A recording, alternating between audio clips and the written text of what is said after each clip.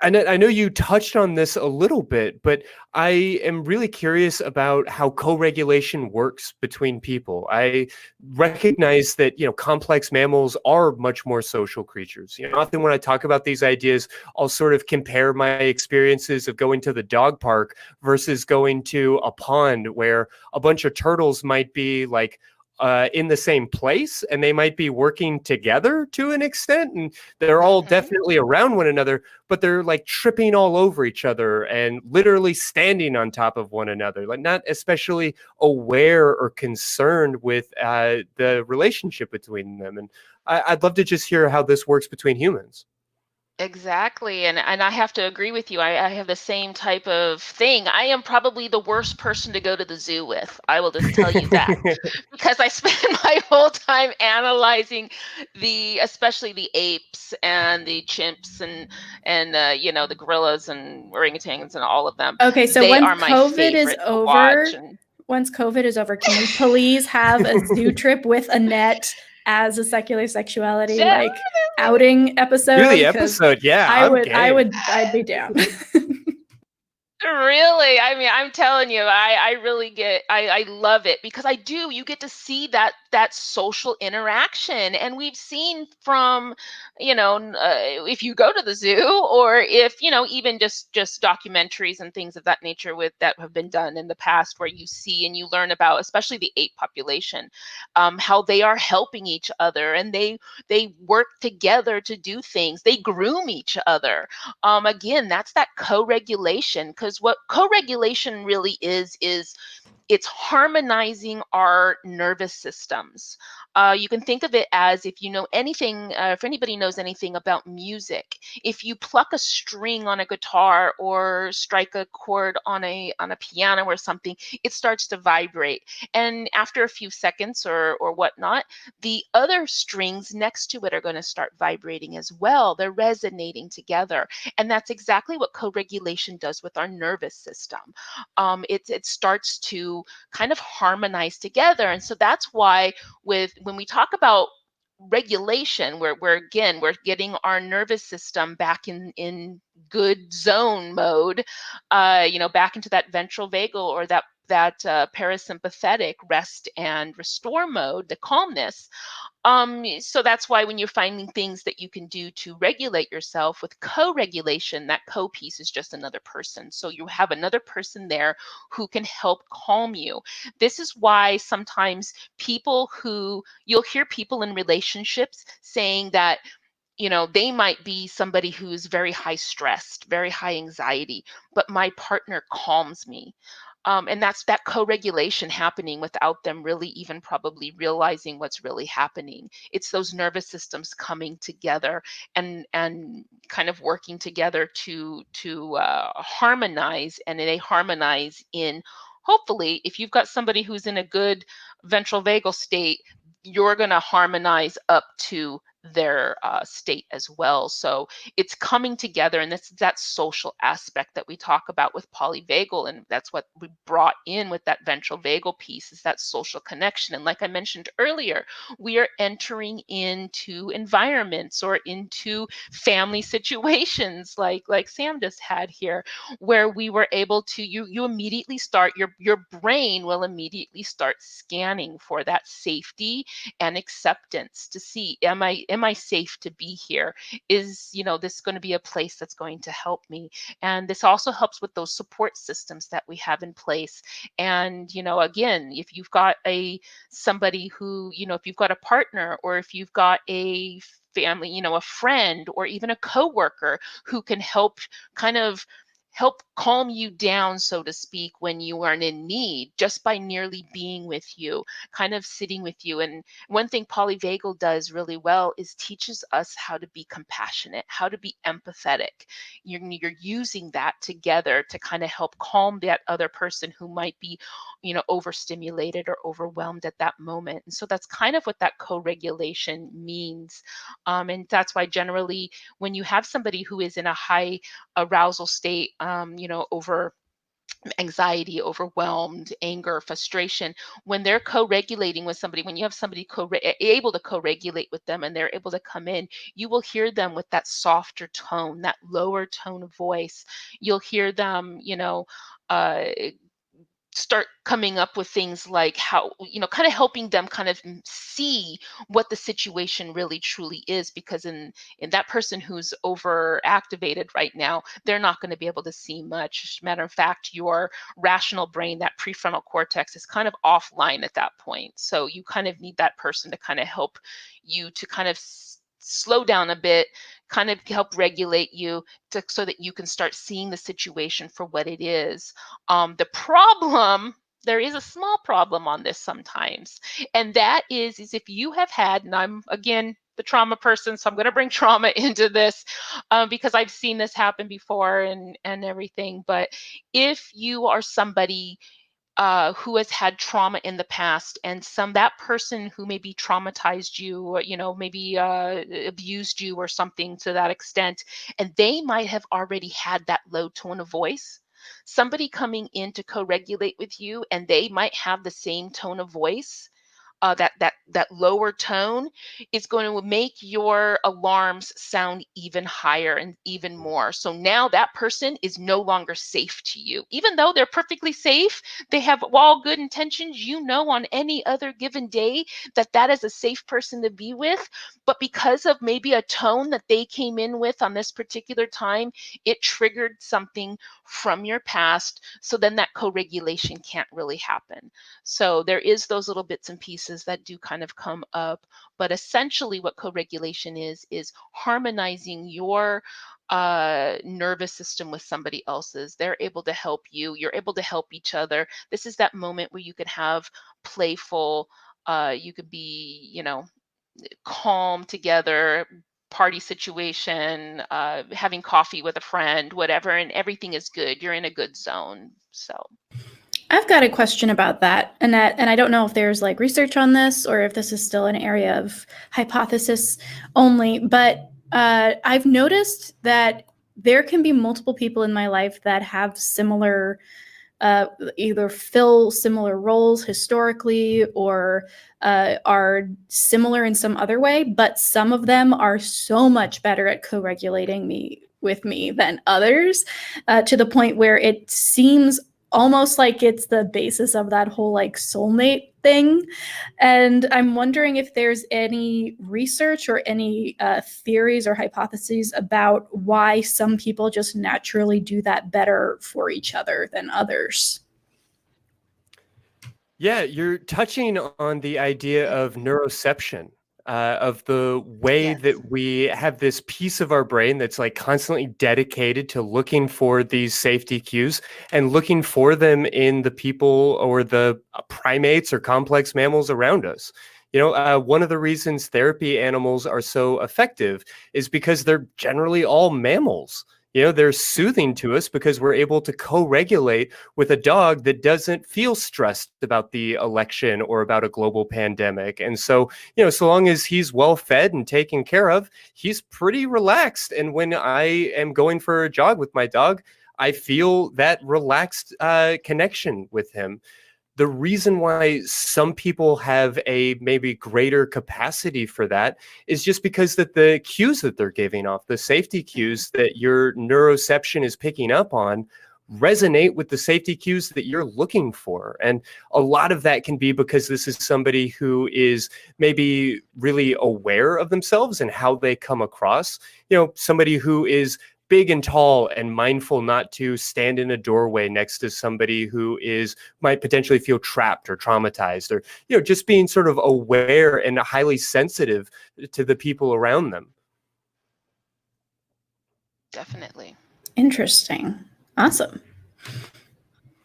Well, Annette, I recognize that no two people are going to be able to co-regulate perfectly. You talked about that harmonization piece and how trauma can get in the way, but even outside of that, what does it look like when you're with your partner and you're, way up here on the ladder, feeling pretty like calm, cool, collected, curious, and connected to one another, and your partner is just down in a pit, down at like the bottom of the ladder, feeling exhausted? How does that reflect itself in the relationship? It can be very much a there's going to be a lot of disconnect there, and there can be a lot of misreadings as well. I have people who actually have said that person is way too happy for me, and they're resentful, in all honesty. Yeah. So you'll see a lot of people in these relationships that become very, there's a lot of arguing going on. There's a lot of, because one side feels like you don't understand what I'm going through. The other side is saying the same thing. And you tend to have people who, if you don't talk to one another, that's a big piece. Talk to your partner and get to know them. I think on a deeper level, and get to know what it is that they're, what are their triggers? What are those things that help regulate them? Why are they so down? And we've got people who might be over functioning and people who are under functioning. Those over functioners are the ones who have high stress, high anxiety. They feel like they're taking on everything in the world, and then they're resentful to their partner who might be under functioning, and they might be just kicking back, laying back. They're kind of in that calm zone, that ventral vagal. They're just cruising through, and kind of like, I don't feel like I need to do too much because this person's already doing it. So then you have these people who now just want to argue back and forth. You don't do enough. You don't care. You don't. And so then there's misconceptions. It's not that I don't care about you. It's just you're going around doing all this stuff. So I don't have really anything to do. So I'm going to kick back with a, cup of coffee and a book and catch you later. And that person's saying, well, I see you as being lazy, sitting there drinking coffee and reading a book while I'm doing everything around the house. I'm doing this or I'm doing that. So it becomes this argumentative state, and it becomes, they can't co-regulate with one another, because the over-functioning person is too far over to help, the ventral vagal person can't pull them into calm, and the calm person can't be pulled up a little bit to kind of get motivated to kind of help out and do some things, because they're just too far apart sometimes on that ladder that we talked about earlier. So it becomes very difficult. It's not impossible. Again, communication. Social creatures, communication. And I think we forget about that all the time. I even know for myself, I have to make sure that, I talk to my husband and let him know this is the states that I might be in when this occurs. When I was at my height, I function now very easygoing, pretty much. Again, I have regulated, my system kind of regulates on its own, but that was because I've done a lot of work on my stuff and I got my shit together. But back in the day, I used to be very high anxiety. Everything stressed me out. I was actually clinically diagnosed with anxiety and depression. I've gone through a lot to where every little thing, I was on such a high thing constantly, of stressors. The alarms were going off like crazy. And my husband was quite the opposite. He was quite very much, he was in ventral vagal state, almost, I could probably say sometimes probably dorsal vagal, really. So again, it became, just conversing with him, letting him know this is what I need. This is what's happening to me.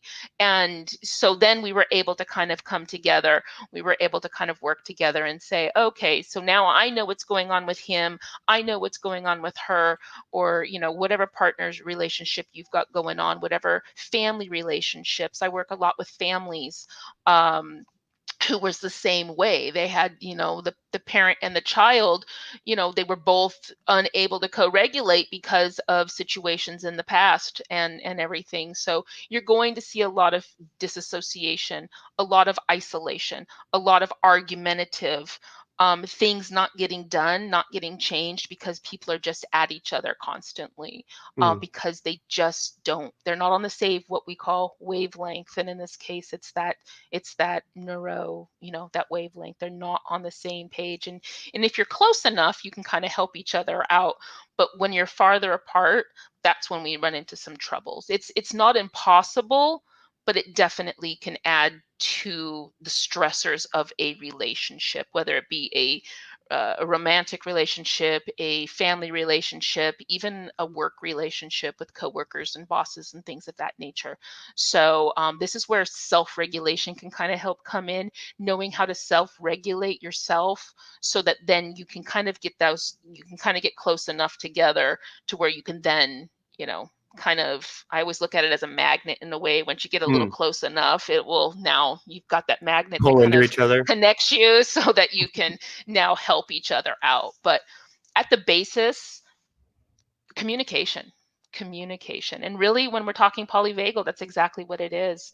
That system's keeping us safe, but we need others to help us as well. And that's that social aspect. And so communicate with your partners, and it's okay. And that's something really big that I am trying to get across to the world, so to speak, is let's normalize mental health and make it okay for us to talk about.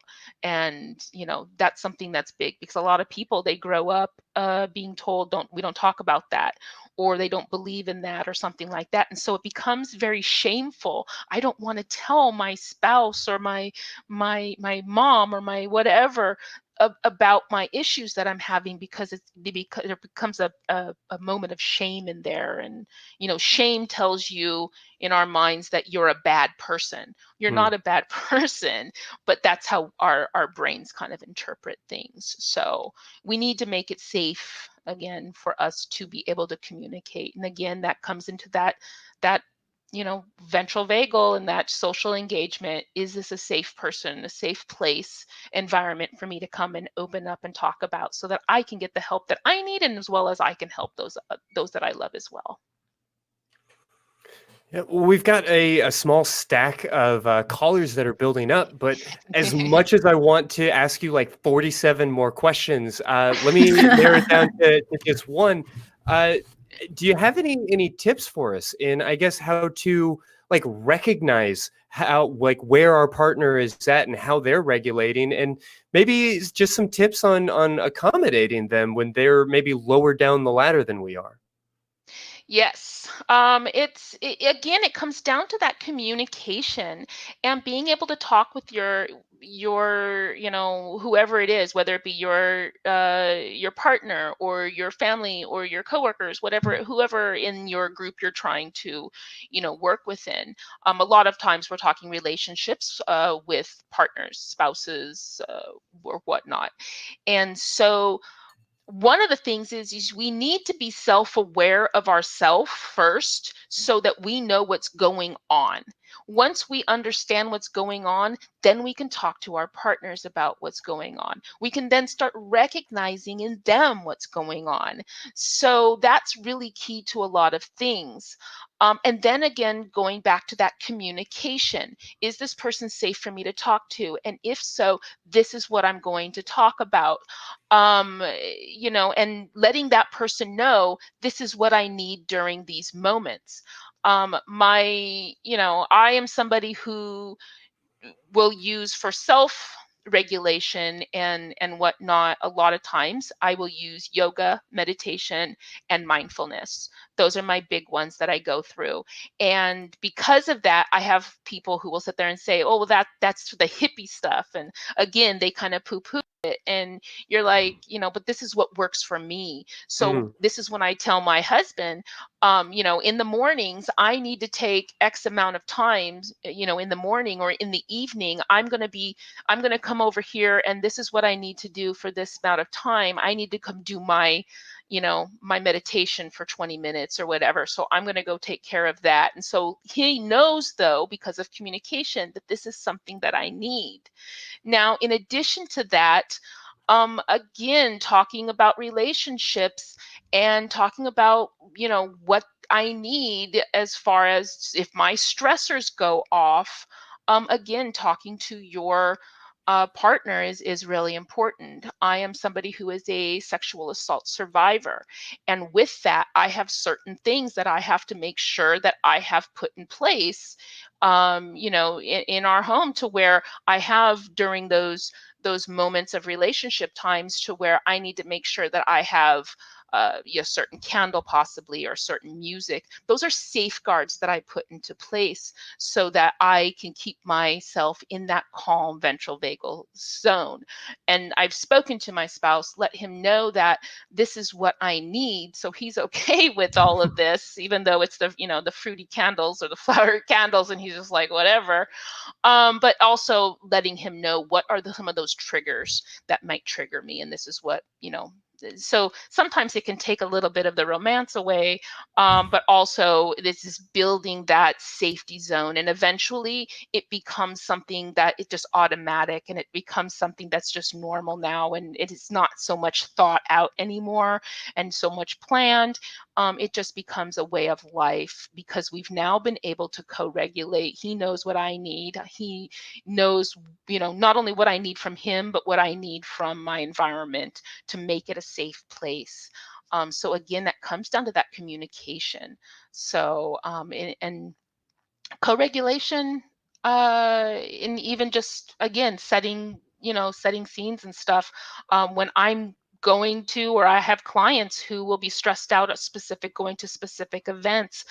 We just had Thanksgiving. I had clients like crazy who was just, I'm scared to death to go home to my families because of all the stuff that was going on and everything. And so it was making that plan ahead of time, and who can you co-regulate with, what kind of, there isn't anybody you can co-regulate with, what are you going to do to self-regulate yourself when you start feeling yourself slipping into this zone or anything. So really being able to set yourself up for success before you even go is going to be key as well. And again, it's that communication. And I had some people that we had to talk to.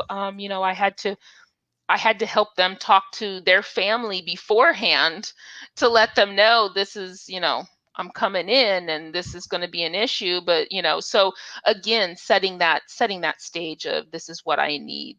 And it goes back to being okay with us being able to ask of this and let people know that this is what I'm going through and this is what I need. And I would appreciate if you can help me with this. And, and so that's where breaking that stigma of mental health is going to come in later. I'm hoping that one day it will become this normalized thing that, mental health is a real thing. And we understand more that people are going through stressors and childhood trauma is real and things of that nature, and understanding just more about that and how we can help each other out through those moments.